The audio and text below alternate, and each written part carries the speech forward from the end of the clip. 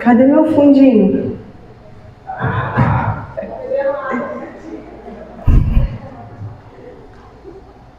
Gente, como é bom. Que? O Israel que me acostumou, gente, com o fundinho. Como é bom estar na presença de Deus. E melhor ainda estar em família. Né? Estar aqui com vocês, meus irmãos. Não é porque a gente está indo embora, não, mas eu amo vocês, sério, gente. Vocês marcaram a nossa vida de uma forma muito especial. E eu creio, né, nos propósitos de Deus. Eu creio que Deus não botou a gente em frente a essa igreja à toa. Eu acho que eu nunca contei aqui, mas quando a gente estava se mudando para cá, o tio do Israel, que era o nosso pastor, ele veio aqui, abraçou essa placa e falou: isso aqui é uma igreja? Eu achei que era um negócio de segurança. Aquela águia. Mas ele veio ali, abraçou aquela placa e falou assim: aqui, ó, aqui é a igreja de vocês, vocês vão estar aqui. Eu falei: doido? Isso aí nem uma igreja, um negócio de segurança. Aí depois eu descobri que era igreja, porque o William ia lá no meu quarto. Eu falava: amor, a gente tem que ir lá nessa igreja. A gente tem que ir lá, né? E a gente começou a vir, e graças a Deus a gente está aqui com vocês. Vocês são a nossa família e nós somos gratos, né, por tudo que Deus tem feito em nós, por tudo que Deus se mostrou para nós através de vocês, que foram e são a nossa família.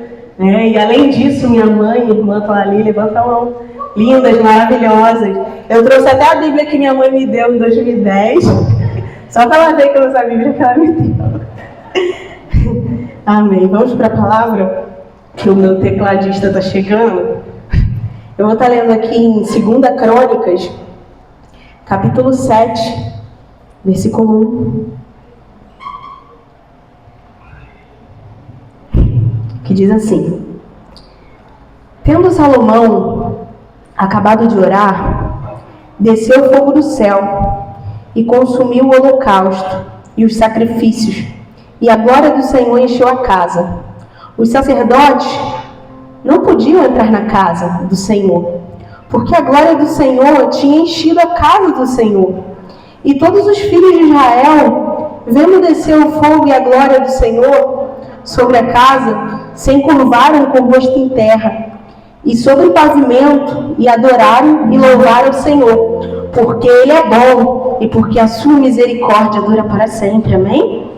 Então, o rei e todo o povo ofereceram sacrifícios diante do Senhor, e ofereceu o rei Salomão um sacrifício de 22.000 bois e 120.000 ovelhas.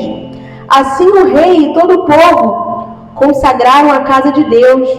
Os sacerdotes estavam nos seus devidos lugares, como também os levitas, com os instrumentos músicos do Senhor, que o rei Davi tinha feito, para que eles pudessem utilizar em ações de graças ao Senhor, porque a sua misericórdia dura para sempre.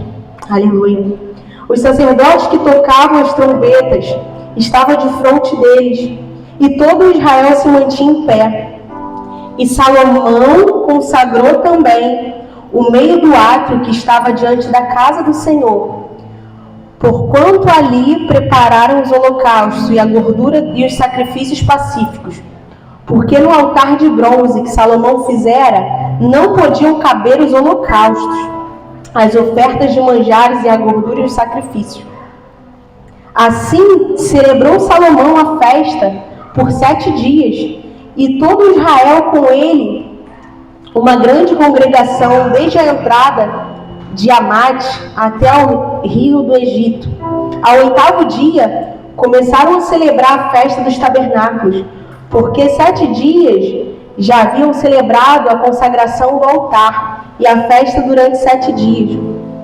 No 23º dia do 7º mês, o rei despediu-se do povo para as suas tendas, e todos se foram alegres de coração, contentes por causa do bem que o Senhor fizera a Davi, a Salomão e a Israel, seu povo.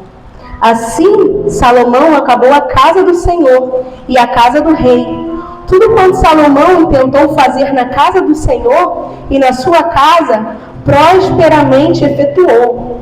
De noite apareceu o Senhor a Salomão e lhe disse: ouvi a tua oração e escolhi para mim este lugar para ser a casa do sacrifício. E no 14 diz: se o meu povo, que se chama pelo meu nome, se humilhar e orar e se converter dos seus maus caminhos, então eu ouvirei dos céus, perdoarei os seus pecados e sararei a sua terra. Estarão abertos os meus olhos e atentos os meus ouvidos à oração que se fizeres neste lugar. Porque escolhi e santifiquei esta casa, para que nela esteja o meu nome perpetuamente. Nela estarão fixos os meus olhos e o meu coração. Amém? Você pode glorificar o nome do Senhor? Feche seus olhos nesse momento. Pai, nós queremos te louvar mais uma vez, Jesus, pela sua presença, pelo seu amor sobre as nossas vidas, Jesus. Pai, nós queremos te louvar, Paizinho, porque tu és bom. As suas misericórdias não têm fim. A sua bondade e o seu amor nos seguem todos os dias.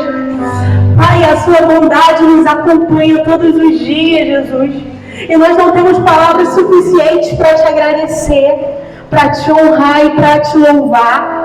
Pai, eu te peço, Jesus, continua a fluir nesse lugar e no nosso coração, porque nós queremos continuar ouvindo a sua voz. Enche-nos de ti, Jesus, porque nós somos teus, nós somos barro, mas tu és o olheiro. Faça conosco aquilo que o Senhor quiser, Jesus, porque nós estamos aqui, Pai, para ser moldados e refeitos por ti, para que nós possamos experimentar a sua boa, agradável e perfeita vontade, para que nós possamos viver um novo tempo em ti. Paizinho, fala conosco, continue nos abençoando, amém? Aleluia. Aleluia, glória a Deus. Gente, o tema dessa mensagem, que Deus ele tem falado ao meu coração e tem feito de fato a gente viver isso. E eu queria compartilhar um pouquinho com vocês. E o tema que Deus ele me deu foi: se preparem para o novo tempo. Se preparem para o novo tempo. Quantos aqui sentem que estão vivendo o novo tempo do Senhor? Ou vão viver o novo tempo do Senhor? Quantos aqui? Aleluia. Mas uma outra pergunta: quantos aqui têm se preparado para viver o novo tempo do Senhor? Porque não é somente chegar e esperar o novo tempo, é se preparar. Nós precisamos nos preparar, nós precisamos nos colocar disponíveis para Deus, nós precisamos ser aquilo que Deus sonhou que a gente fosse, nós precisamos estar prontos para viver o novo tempo do Senhor. E as coisas de Deus, elas são motivadas pelo preparo. As coisas do Senhor, elas são motivadas pelo preparo. Nós precisamos nos preparar todos os dias. Mas muitas das vezes o preparo, ele gera um desconforto na gente. Ele gera um desconforto, porque o preparo, ele requer, muitas das vezes, renúncia. Ele requer esforço. Nós temos que nos esforçar. Nós temos que nos colocar diante da brecha, diante do Senhor.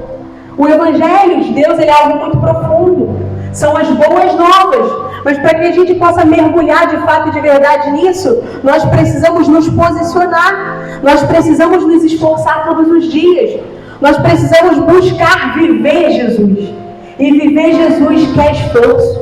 Viver Jesus requer preparação. Viver Jesus requer um coração quebrantado diante dele. E requer totalmente esforço. A palavra de Deus vai nos dizer em Mateus 11:12: desde os dias de João Batista até agora, o reino dos céus é tomado por esforço, e os que se esforçam se apoderam dele. Você quer viver um novo tempo do Senhor? Você precisa se esforçar. Você precisa fazer a sua parte. Porque o possível, nós fazemos. Nós vamos fazer o possível. Agora, o que é impossível, o nosso Deus vai fazer. Porque o nosso Deus é o Deus do impossível.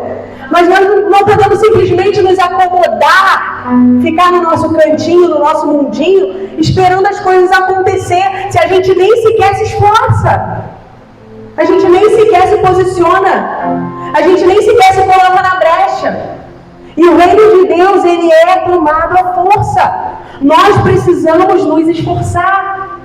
Eu sei que vão ter dias difíceis, vão ter dias que a gente não vai querer vir para a igreja, vão ter dias que a gente vai pegar a Bíblia para ler e vai nos dar sono, vão ter dias que a gente não vai ter força para orar, não vai ter força para jejuar, não vai ter força para buscar o Senhor. Mas e aí, a gente vai simplesmente se acomodar e deixar isso tomar o nosso coração, deixar isso enraizar dentro de nós? Nós precisamos nos esforçar, nós precisamos lutar contra isso, nós precisamos viver Jesus, e viver Jesus requer um compromisso, viver Jesus requer uma força, viver Jesus requer esforço, e nós precisamos nos esforçar. Eu e Israel, a gente tem vivido um novo tempo na nossa vida, e o pastor falou assim, Israel Karina, porque ele é muito engraçadinho, né? E outro dia ele falou com a gente, vocês vão pregar tal dia que vai vir não sei o que de Israel e tal, sendo que eu não estava muito ligada no grupo. Então eu fiquei meio confusa, eu não sabia se era 14, 7, 21 que eu ia ministrar. E quando a gente veio para a reunião, o pastor falou que o pregador de fora, mas ele considera a Chatuba como fora, né? Só pode.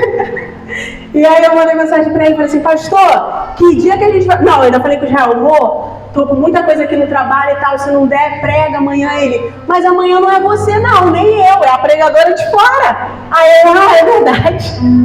Aí eu falei, pastor, não é a gente mesmo não, né? Ele, tá de brincadeira, né? Claro que é vocês. Eu, pastor, eu que tô de brincadeira. Quem veio ontem pro discipulado, eu vi ele falando que é meu pregador de fora, meu pregador. E aí, quando o pastor falou que era, né, eu falei assim, caraca, porque a nossa casa está de cabeça para baixo.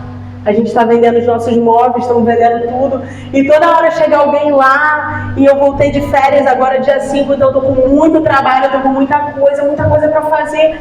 Eu falei, meu Deus, que horas eu vou parar para tentar estudar, porque eu não...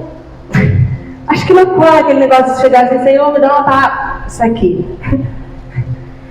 A gente tem que se esforçar, a gente tem que estudar. Agora, quem vai falar mesmo é Deus. De mim mesma, não flui nada aqui, porque eu não posso fazer nada. Do Senhor que flui os rios de águas vivas. Nós só somos o canal dele. Nós só precisamos nos posicionar diante dele. E nós precisamos fazer o que a gente pode fazer. O que eu podia fazer. Orar, ler a Bíblia, estudar. Agora, quem fala é ele. Talvez ele não queria falar com ninguém aqui. Talvez ele queria ministrar para mim. Ou talvez ele queria falar com uma pessoa aqui. Mas eu precisava me colocar disponível. Mas eu falei assim, cara, que horas eu vou fazer isso? É amanhã. Eu falei, eu acho que o pastor ontem. Aí eu falei, não, vou estudar de madrugada. Então eu tô aqui morrendo de sono. Porque botei no celular para despertar de madrugada. Comecei a estudar e Deus falou comigo. Deus estava falando comigo sobre esforço. Deus estava falando comigo sobre viver um novo tempo. Deus estava falando comigo sobre preparação. E aí eu comecei a escrever. Deus começou a falar comigo. E é assim que tem que ser. A gente precisa nos esforçar. Eu podia muito bem ter dado uma desculpa para o pastor, uma justificativa. Mas não é isso que Deus quer da gente. Deus está cansado das nossas justificativas. Deus está cansado da gente colocar coisas acima dele. Deus está cansado das nossas desculpas. Deus está cansado disso. Deus, ele quer usar você. Deus, ele quer tocar em vidas através de você, através de mim. Mas nos cabe o esforço, nos cabe uma posição, nos cabe nos colocarmos na brecha. Porque não somos nós que fazemos nada. É ele. Tudo procede dele. A palavra de Deus vai dizer... João 15:5. Eu sou a videira verdadeira, vós os ramos. Quem permanece em mim, eu estão nele, e esse dá muito fruto, porque sem mim nada podeis fazer, é sem ele. Pode eu faltar, pode Israel faltar, pode o pastor, pode qualquer pessoa faltar, mas ele não pode faltar, porque não é sobre nós, é sobre ele. E nós precisamos nos esforçar para viver o novo tempo do Senhor. O Senhor, Ele quer nos usar. O Senhor, Ele quer tocar vidas através da nossa vida. E nós precisamos nos posicionar. Lembra, aquilo que é impossível o Senhor vai fazer. Mas aquilo que é possível, Ele está contando comigo e contigo. Ele está contando com a gente. E Deus, Ele faz. Basta uma palavra dEle e tudo muda. Deus, Ele faz. E Ele sempre vai fazer porque Ele é Deus. E Salomão, ele só conseguiu viver as promessas de Deus. Ele só conseguiu ser alguém relevante porque ele entendeu que não era sobre ele. Ele entendeu isso. Tanto que ele podia pedir qualquer coisa para o Senhor. E ele pediu sabedoria. Sabe por que ele pediu sabedoria? Porque ele entendia que ele dependia de Deus. Que dele mesmo ele só ia tomar decisões nada a ver. Mas se Deus estivesse na vida dele, tudo seria diferente. Como tudo foi diferente. E nesse capítulo que nós lemos, nós vemos que o rei Salomão, ele estava vivendo um novo tempo na vida dele. Ele estava vivendo um momento único, que era a consagração do templo. Nós lemos aqui sobre a consagração do templo. Mas essa história ela não começa aqui. No livro de Reis, capítulo 2, versículo 1, diz assim: aproximando-se os dias da morte de Davi, deu ele ordens a Salomão, seu filho, dizendo: eu vou pelo caminho de todos os mortais. Coragem, pois, e ser homem. Guarda os preceitos do Senhor teu Deus, para andares nos seus caminhos, para guardares os seus estatutos e os seus mandamentos, e os seus juízos e os seus testemunhos, como está escrito na lei de Moisés, para que prospere em tudo que fizeres. O rei Davi era o pai de Salomão. Deus não aprovou que Davi construísse o templo, porque essa promessa não era para ele, essa promessa era para o filho dele. Existem promessas que não vão ser para mim, mas existem promessas que vão ser para mim. Você está entendendo? Não era para Davi construir o templo, porque Davi era um homem de guerras.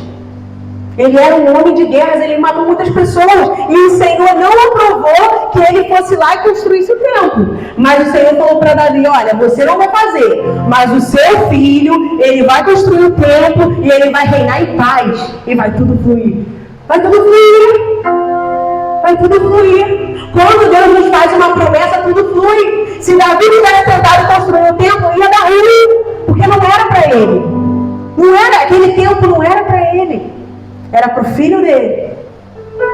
E existem coisas que são para a gente, existem coisas que não são.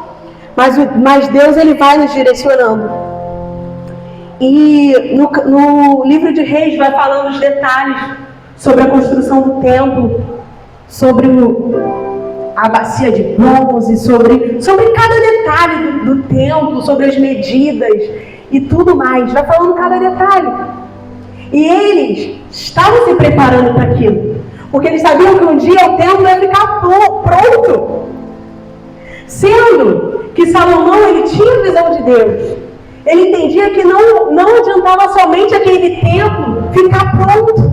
Deus precisava habitar naquele lugar. Deus precisava habitar naquele lugar. O que adianta a gente ser tão bonito por fora, andar tão bem, ter tanto dinheiro e o nosso coração ser vazio de Deus? O que adianta? O que adianta a gente ser tão bom, ter tantos amigos, tantos seguidores e a gente não ser tão caiado? A gente não ter o mais importante, que é a presença do Senhor. E Salomão, ele estava buscando aquilo, porque ele sabia que estava chegando o tempo do templo ficar pronto. Ele estava se preparando para aquilo. Ele estava se preparando. Aleluia.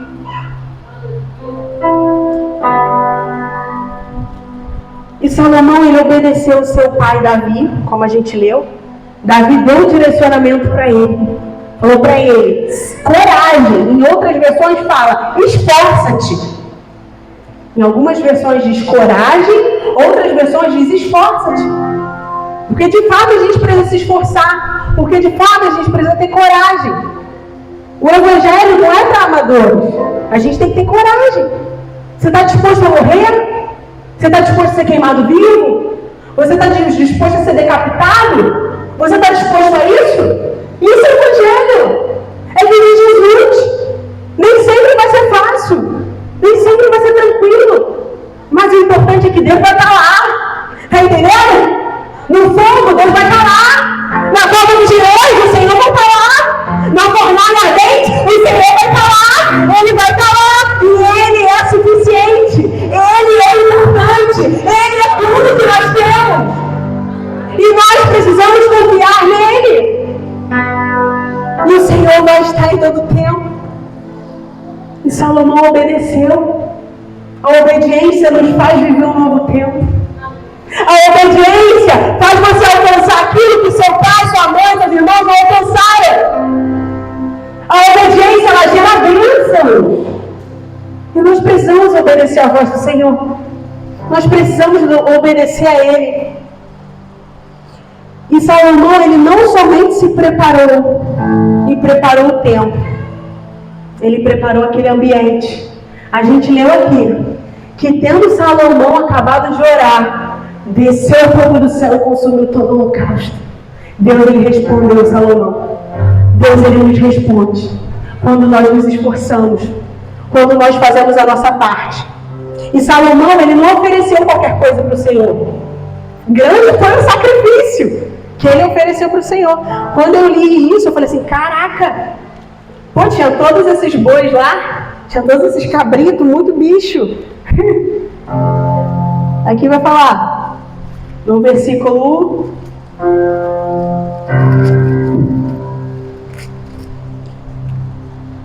4.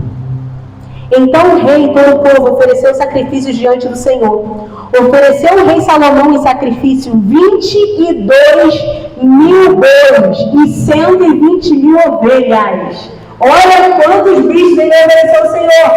Eu imagino aquele mar de sangue. Todo mundo olhando, caraca, o que é isso? Que sacrifício é esse? Caraca, era tanto bicho, que aqui, no versículo 7, fala assim, Salomão consagrou também o meio do átrio para que estava diante da casa do Senhor, porquanto ali prepararam os holocaustos e a gordura dos sacrifícios pacíficos. Porque no altar de bronze que Salomão fizera, não podiam caber os holocaustos, as ofertas de manjares e a gordura e os sacrifícios pacíficos. Tem noção? Era tanta coisa que nem dava para botar ali. Ele deu o melhor dele para Deus. Ele deu o melhor dele para Deus. Ele se esforçou. Ele se esforçou. Ele foi a fundo. Porque ele queria a presença do Senhor. Você quer a presença do Senhor? Você quer que Deus viva constantemente dentro de você? O que você está fazendo de relevante para o Senhor? O que nós estamos fazendo de relevante para o Senhor? É muito fácil a gente querer as coisas e não querer fazer nada. É muito fácil. E no ponto 3, Deus responde o nosso preparo e o nosso sacrifício. Deus sempre vai responder o seu sacrifício. Deus, ele sempre vai responder o seu preparo. Deus sempre vai responder as suas renúncias. Deus sempre vai responder o seu esforço. Porque Deus é um Deus de resposta. Ele não nos deixa sem resposta. Ele não nos deixa. Ele vai responder, porque toda ação tem uma reação. Toda ação tem uma reação. E Deus Deus, Ele responde o nosso sacrifício. Aleluia. Aleluia. Salomão, ele queria dar, de fato, o melhor para Deus. E a ação do rei provocou a reação de Deus. Você tem noção? A reação de um homem provocar, a ação de homem provocar a reação de Deus. Que magnífico! Tem noção disso? Do que é você se entregar no seu quarto, do que é você rasgar o seu coração, e quando você chegar aqui o Senhor te usar, porque toda ação tem uma reação. O Senhor está nos chamando para viver um novo tempo. O Senhor tem nos despertado para isso, mas nós não podemos nos acomodar, nós não podemos entrar no ano novo sendo a pessoa velha de sempre. Nós não podemos querer viver lá na frente, viver o novo sendo o mesmo. A gente precisa se preparar, a gente precisa se levantar, a gente precisa despertar, a gente precisa entender que Deus, Ele é soberano, Ele está contando com a gente. É muito fácil a gente querer desistir por qualquer coisa, é muito fácil a gente querer ficar parado, mas o Senhor, Ele está contando comigo e contigo. O Senhor, Ele está contando com a gente. E Ele está falando nessa noite para mim e para você: reaja, reaja, se esforça, tenha bom ânimo, luta. Você está cansado, luta. Você está mal, luta.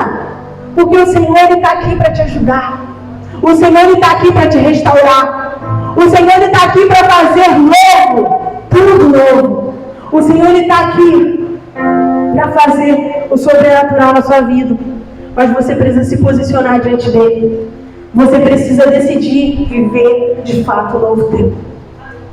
Teve um dia desses que estava chovendo muito, choveu muito. E eu virei para Israel, era um dia de culto. Eu virei para ele e falei assim: amor, vamos ficar em casa. Está chovendo muito. E o Israel virou para mim e falou assim: não, porque se fosse para uma festa a gente ia dar um jeito. Viu? Ele me bate, gente. É isso. Se fosse para uma festa, a gente realmente ia dar por um jeito. Mas para Deus a gente vive querendo dar desculpa. Para Deus a gente vive querendo falar alguma coisa, colocar algo em cima. Você diz que o Senhor é tudo que você tem, mas na hora de demonstrar de fato, você se esquiva. Você faz tudo ao contrário. O Senhor está nos chamando para viver um novo tempo. Mas nós precisamos decidir mudar. Nós precisamos decidir nos posicionar. Nós precisamos decidir, de fato, nos esforçar. E buscar a Deus de todo o nosso coração. Amém? E o Senhor, Ele conta comigo e contigo. E o Senhor, Ele quer que a gente se posicione diante dEle. Se coloca de pé nesse momento. Está orando. Aleluia. Aleluia, Jesus. Feche seus olhos.